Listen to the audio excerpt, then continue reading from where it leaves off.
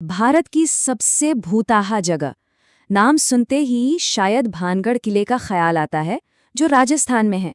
पर यह सिर्फ कोई सुनी सुनाई कहानी नहीं है। सोचिए, इस जगह की वजह से आज भी सरकार कुछ ऐसे कदम उठाती है जो इस पूरे रहस्य को आप कह सकते हैं और भी ज्यादा गहरा बना देते हैं। तो सबसे बड़ा सवाल यही उठता है, आखिर ऐसी क्या वजह है कि सरकार ने 16वीं सदी के किले में सूरज ढलने के बाद जाने पर ऑफिशियल बैन लगा रखा है, मतलब पूरी तरह से पाबंदी। और देखिए, ये कोई लोकल गपशप या अफवाह नहीं है। ये है भारतीय पुरातत्व सर्वेक्षण, मतलब ASI का लगाया हुआ एक ऑफिशियल वार्निंग बोर्ड। और इस पर साफ साफ लिखा है, सूर्योदय से पहले और सूर्यास्त के बाद भानगढ़ की सीमा में प्रवेश करना सख्त वर्जित है।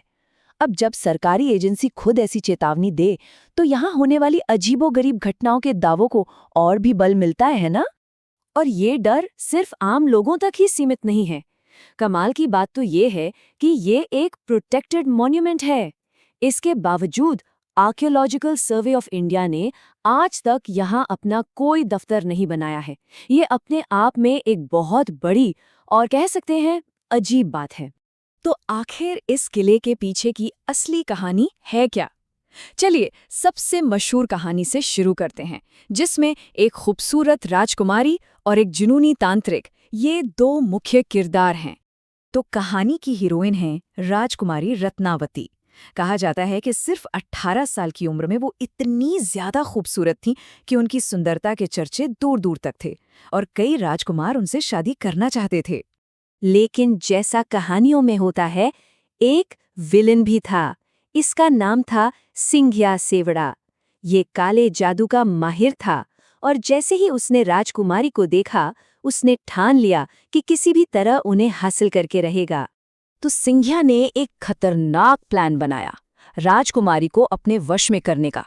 उसने क्या किया, राजकुमारी के लिए जो इत्र मतलब परफ्यूम जा रहा था, उस पर काला जादू कर दिया।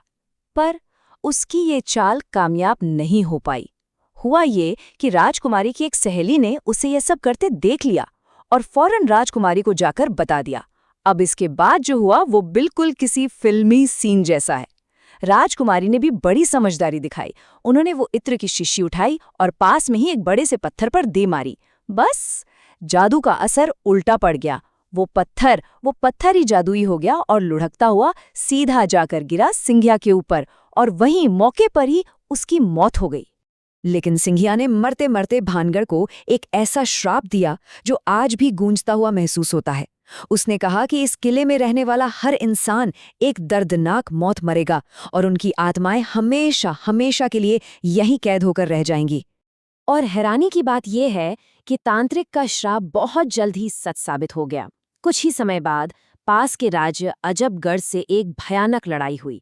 भानगढ़ ये जंग हार गया और राजकुमारी समेत किले के हर एक इंसान को बेरहमी से कत्ल कर दिया गया। ठीक है, तो एक तांत्रिक का श्राप, ये तो हुई एक कहानी, पर भानगढ़ के बर्बाद होने की ये अकेली वजह नहीं बताई जाती। चलिए कुछ और थ्योरीज पर भी नजर डालते हैं। तांत्रिक वाली कहानी के अलावा दो और थ्योरीज हैं जो काफी पॉपुलर हैं। एक है साधु के श्राप की कहानी। कहते हैं कि एक साधु थे, बाबा बालकनाथ। उन्होंने राजा को किला बनाने की इजाजत तो दे दी, पर एक शर्त पर कि किले की परछाई कभी भी उनकी कुटिया पर नहीं पड़नी चाहिए। लेकिन राजा ने इस बात पर ध्यान नहीं दिया और जैसे ही परछाई कुटिया पर पड़ी, साधु ने श्राप दे दिया और पूरा किला बर्बाद हो गया। अब जो दूसरी कहानी है वो इन सब से बिल्कुल अलग है। वो ये कहती है कि ये भूतों की कहानी असल में खुद राज परिवार ने ही फैलाई थी। क्यों? क्योंकि वो एक जंग हार गए थे और अपना खजाना दुश्मनों से बचाना चाहते थे। तो उन्होंने ये अफवाह उड़ा दी ताकि डर के मारे कोई किले के पास भी ना भटके। अच्छा, अब जो बात सच में बहुत दिलचस्प है वो ये है कि आज के दौर में हमारी अपनी सरकार और अधिकारी इन सदियों पुरानी कहानियों से कैसे डील करते हैं। यहाँ एक बहुत बड़ा कन्फ्यूजन या कह सकते हैं विरोधाभास नजर आता है। एक तरफ तो हमारा कानून है जो भूत प्रेत या आत्माओं के होने को ऑफिशियली नहीं मानता, लेकिन दूसरी तरफ सरकार की ही एजेंसी ASI है जो रात में एंट्री पर बैन लगाती है और वहां अपना परमानेंट ऑफिस तक नहीं बनाती। तो सवाल ये है कि अगर कानून भूतों को नहीं मानता तो सरकारी संस्थाएं ऐसा बर्ताव क्यों कर रही हैं? जाहिर सी बात है, जब सरकार खुद ही रात को किले में जाने से रोक रही है, तो लोगों का इन कहानियों पर यकीन करना तो स्वाभाविक है। एक तरह से सरकार की ये कदम अनजाने में ही इन अलौकिक किस्सों को और भी मजबूत कर देते हैं। तो घूम फिर कर हम वापस उसी सवाल पर आ जाते हैं कि आखिर भानगढ़ का सच क्या है। तो कुल मिलाकर हमारे सामने 3 मुख्य वजह हैं।